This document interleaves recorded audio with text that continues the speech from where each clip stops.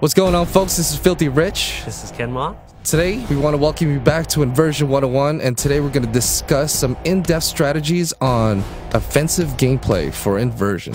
Alright, so let's talk about the Gravlink first. I mean, the Gravlink is what everybody's always asking about, right? Gravlink is essentially what's going to let you command gravity. I mean, you're going to always have it with you. You have it with you pretty much at the start of the game, and you take it from the enemy.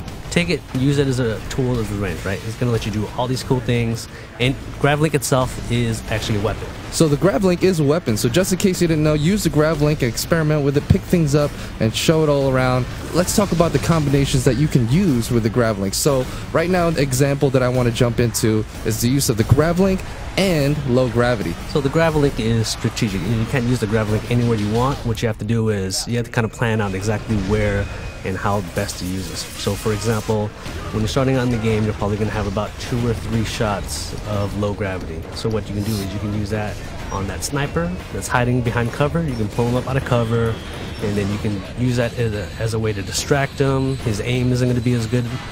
Later on, once you get a little bit better, obviously, you can put him up in the low gravity and then maybe grab an object out of the environment and throw it at him for a one-shot kill. That's a really, really cool thing. Now let's, we touched a little bit up on low gravity. Let's fill them in on high. Like, what's a cool situational thing that I would be put in to want to opt out to use high gravity? So high gravity, what it's going to do is it's going to increase the weight, 3-4 times. Once you hit an enemy with it, you'll see him stuck to the ground. He's kind of struggling. You've got about 5 seconds to decide what you want to do with him at that point.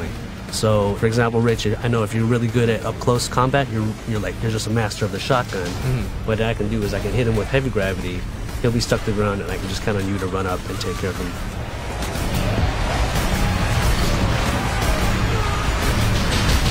Movement, mobility is an important thing, but another thing we need to touch up on is zero gravity. Zero gravity are these entire portions of the level where the player, environment, enemies, everything is floating. Everything's always going to be constantly floating. That means grenades, they don't land, they go and float until they blow up. So how am I going to kill people?